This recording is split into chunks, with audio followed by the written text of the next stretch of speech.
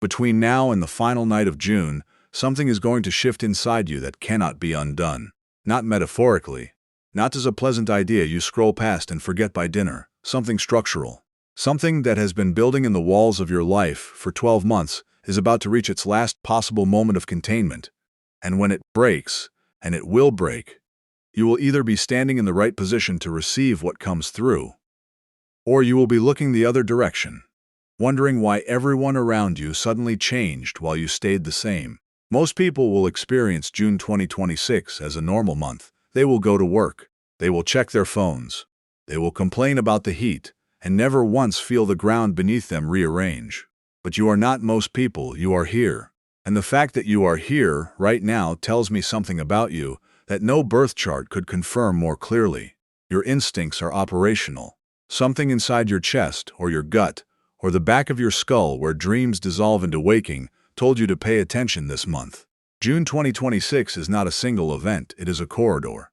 A 30-day corridor that opens with one of the luckiest alignments of the entire year, narrows through a wound that has not been activated in over 4 decades, and closes with a 72-hour window so densely packed with planetary motion that astrologers are calling it the most volatile final week of any month in recent memory. 3 planets change direction or sign in less than 2 days. A full moon lands on the same night Mercury stops moving forward. Jupiter, the planet of expansion and luck, reaches the last possible degree of the sign it has occupied for an entire year, and then crosses a threshold it will not cross again for another 12 years. The corridor is open, the window is lit, and you are standing in it. Before this window closes, you will understand 3 things. First, you will understand exactly what is happening in the sky this month. Why the Venus-Jupiter conjunction on June 9th is being called the luckiest alignment of the decade, and why that label is both accurate and dangerously incomplete. Why Chiron entering Taurus on June 19th for the first time in 43 years is a scalpel pressed against the part of your identity you have been protecting the longest. And why the final 36 hours of June represent the single most consequential transit cluster of the entire year. Second, you will understand which signs are standing directly in the path of this corridor and what it is demanding from them. Third, you will understand the specific practice that turns this month from disruption into direction. A structured ritual anchored to the 2 most powerful lunar events of June that bridges intention with accountability and gives this corridor a container it would not otherwise have. Those are the 3 pillars. Stay here, stay focused, the sequence matters. Let me show you how this corridor is built, because the architecture matters. Every event this month is connected to the events before it and after it. Nothing is isolated. Nothing is random. The cosmos does not scatter its sequences. And if you understand sequence, you will not be caught off guard by any single day, because you will see how each day was prepared by the one before it. The month begins on June 1st when Mercury enters Cancer, the most emotionally sensitive sign in the Zodiac. And Mercury is not passing through. It will be in Cancer for 10 weeks because it stations retrograde here on June 29th. From day 1, the messenger planet is sinking into water. Your thoughts become more feeling-based. Conversations carry emotional weight. You start thinking about your mother, about your childhood, about promises made to you when you were too young to know whether they would be kept. This is not random nostalgia. This is Mercury showing you the rooms it intends to revisit when the retrograde begins. Then on June 9th, Venus meets Jupiter at 25 degrees 46 minutes of Cancer. The 2 most benefic planets in the solar system standing in the exact same degree of the most nurturing sign in the Zodiac. Jupiter is exalted in Cancer, meaning it operates at its highest possible capacity here. The last time Jupiter was exalted in Cancer was 2014. The next time will be 2038. So this conjunction is not just rare. It is happening in the most potent zodiacal context available. Love expands. Abundance flows. The heart opens in ways that feel almost unreasonable. But Jupiter exaggerates. On June 9th, everything will feel enormous. The love, the gratitude, the urge to commit. Some of it is real. Some of it is Jupiter inflating the signal so you mistake volume for truth. Wait 48 hours before acting on anything that surfaces that day. On June 13th, Venus enters Leo, preparing the stage for Jupiter's arrival later in the month. On June 14th, the new moon in Gemini arrives at 24 degrees 2 minutes, a supermoon exact at 10:54 p.m. Eastern. This new moon lands in your mind before it lands in your heart. It asks not what you feel but what you are willing to say out loud. It activates the throat, the hands, every channel through which you transmit who you are. Then comes June 19th and the corridor tightens. Chiron, the wounded healer, leaves Aries and enters Taurus for the first time since 1983. 43 years, Chiron in Aries was about the wound of identity. Chiron in Taurus is the wound of worth, the wound of not believing you deserve stability. The wound that lives in your relationship with your body, with money, with the physical world itself. If you have ever caught yourself thinking, I do not deserve this, that is the Chiron in Taurus wound. And starting June 19th, it is no longer buried. 2 days later, on June 21st, the summer solstice arrives. The sun enters Cancer at 4:24 a.m. Eastern. The longest day of the year, the apex. And the apex is always the beginning of the descent. The solstice asks one question. What are you building that is real? And what are you maintaining because you are afraid to let it fall? Then comes the final week. On June 28th, Mars enters Gemini within orb of a conjunction to Uranus that perfects July 3rd. The air is electrically charged. And into this atmosphere on June 29th, 3 things happen within hours. Mercury stations retrograde at 26 degrees 15 minutes Cancer at 1:36 p.m. Eastern. The full moon in Capricorn reaches exact opposition at 8 degrees 14 minutes at 7:56 p.m. Eastern. And Mars squares the lunar nodes, creating a crossroads aspect where action is required but direction is unclear. The pressure is immense. Then, the next morning at approximately 6:02 a.m. Eastern on June 30th, Jupiter crosses from the anaretic degree of Cancer into 0 degrees Leo. The planet of expansion leaves the sign of emotional nurturing and enters the sign of creative fire. A chapter that began in June 2025 ends. A chapter that will not end until July 2027 begins. This is the threshold, and on the morning of June 30th, every being on this planet steps through it. Now let me tell you where this lands for each sign. If you know your rising sign, listen to that first.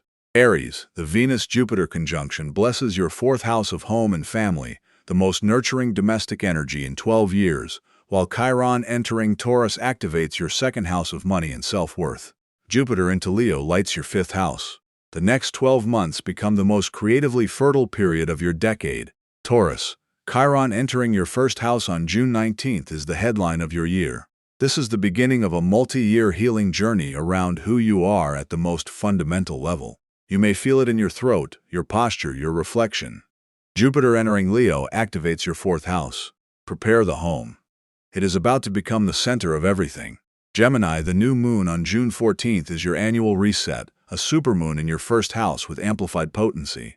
Mars entering your sign on June 28th gives you a surge of drive, but Mercury retrograde begins the next day. Plan now, launch in mid-July. Jupiter into Leo activates your 3rd house of communication. Your voice is about to carry further than it ever has. Cancer, this is your month. Not a month, your month. The Venus-Jupiter conjunction happens in your 1st house. Your identity is being blessed. People see you differently this week. Opportunities arrive that are calibrated to who you have become, not who you were a year ago. The sun enters your sign at the solstice. Then Jupiter leaves your sign on June 30th after a full year of expanding everything you are. This is a graduation. It is bittersweet. You may feel a lightness on July 1st, a slight emptiness, a quiet recognition that a chapter of enormous internal growth has closed. Let the chapter close. You are not losing the growth. You are being asked to carry it forward without the training wheels. Jupiter in your 2nd house means the next year converts internal growth into financial stability. What you became this year, you are about to be paid for. Leo, your moment arrives June 30th when Jupiter crosses into your 1st house for the first time in 12 years. The last time this happened was 2014. Think about who you were in 2014. Think about how much has changed. Now understand that the next 13 months are designed to expand everything you have become since then. Venus entered your sign on June 13th, warming the stage, making you magnetic. When Jupiter arrives, the audience is already assembled. The next 13 months are the most expansive, most visible period your sign will experience until 2038. But the full moon on June 29th asks you to clean house first. Clear the obligations that drain you. Release what does not serve the next chapter. Make room. Because what arrives in July will need room. Virgo, the Venus-Jupiter conjunction activates your 11th house of community. A friendship deepens into genuine support.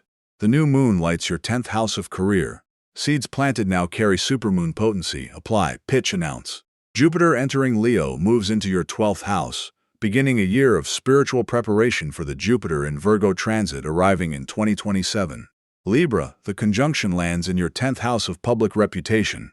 This is one of the most auspicious career aspects of your year. A promotion, a recognition, an opportunity aligned with everything you have been building. Jupiter into Leo activates your 11th house. You are not climbing alone anymore. Scorpio, the conjunction activates your 9th house. A teacher or mentor appears with unexpected resources.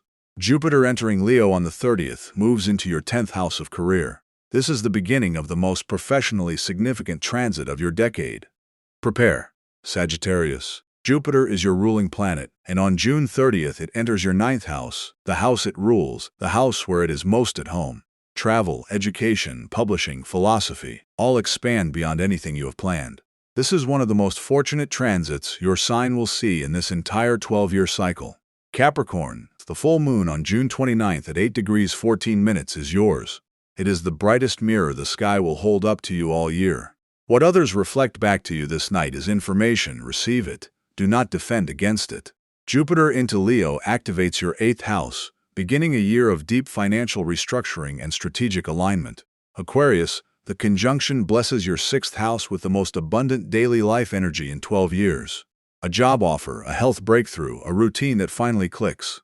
Jupiter into Leo activates your 7th house of partnerships. If you are single, pay attention starting July. If partnered, the relationship is about to grow beyond what either of you planned. Pisces, the conjunction lights your 5th house of creativity and romance. Art flows. Playfulness returns. If you are creating, this is the week to let the work pour out without judgment. Jupiter into Leo activates your 6th house. The next year builds daily structures that sustain the creative life you have been expanding. Here is what to avoid inside this corridor. Do not sign contracts, close on real estate, or finalize legal agreements after June 29th. Mercury retrograde through July 23rd makes everything provisional. If you must sign, read every word twice and have someone else read it once more. Do not launch new projects between June 29th and July 23rd. The project may be brilliant. The timing will undermine it. Wait for mid-July. Do not make impulsive romantic declarations on June 9th without 48 hours of space.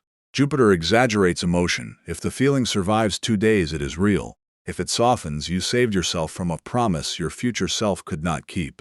Do not make drastic changes to your appearance, while Chiron previews Taurus through September. The urge to cut, reshape, or control is not about your looks. It is about a wound of worthiness Chiron is surfacing. Do not engage in family arguments during the last 10 days of June. Mercury retrograding in Cancer turns every conversation into a replay of older, deeper dynamics. The argument you think you are having about Tuesday is actually about 1997. Draft the message. Do not send it, and do not overcommit financially while Chiron stirs scarcity wounds. Both hoarding and reckless spending are survival responses to the same fear. Make decisions from patience, not panic. Here is what I need you to do. This is not optional. This is not a suggestion you file away and revisit later. This is the practice that turns the corridor from something that happens to you into something you move through with intention. On the night of the new moon in Gemini, June 14th, after 10:54 p.m. Eastern, sit in a quiet space with 2 sheets of paper and a pen. Not your phone, not a keyboard. A pen handwriting activates a different circuit in the brain than typing.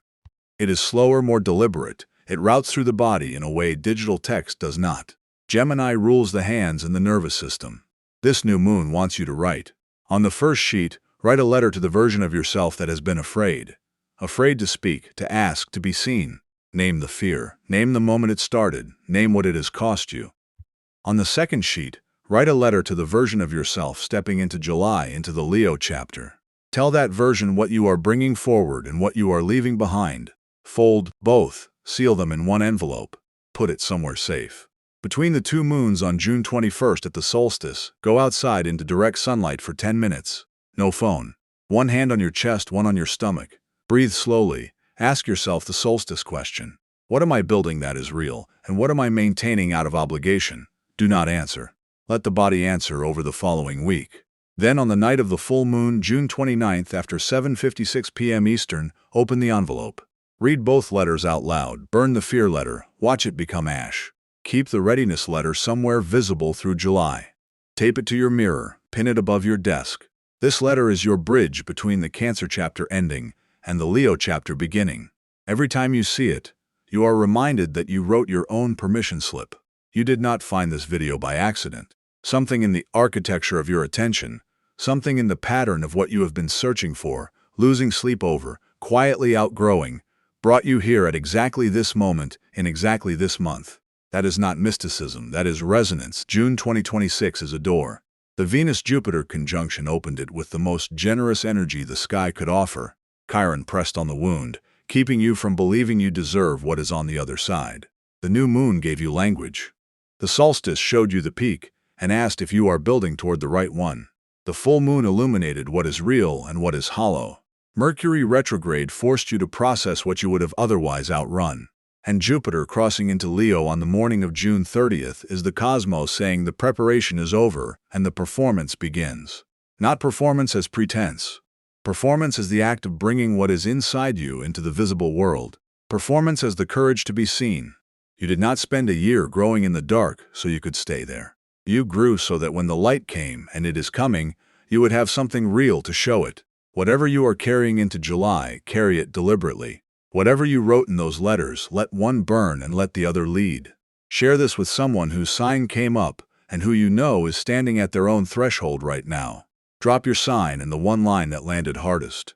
Subscribe so you do not miss the July forecast. Because what Jupiter does in its first 30 days in Leo will set the tone for the entire year ahead, and I will be here to walk you through every degree of it. The corridor is closing, the threshold is open, and you, more than anyone watching, were ready for this.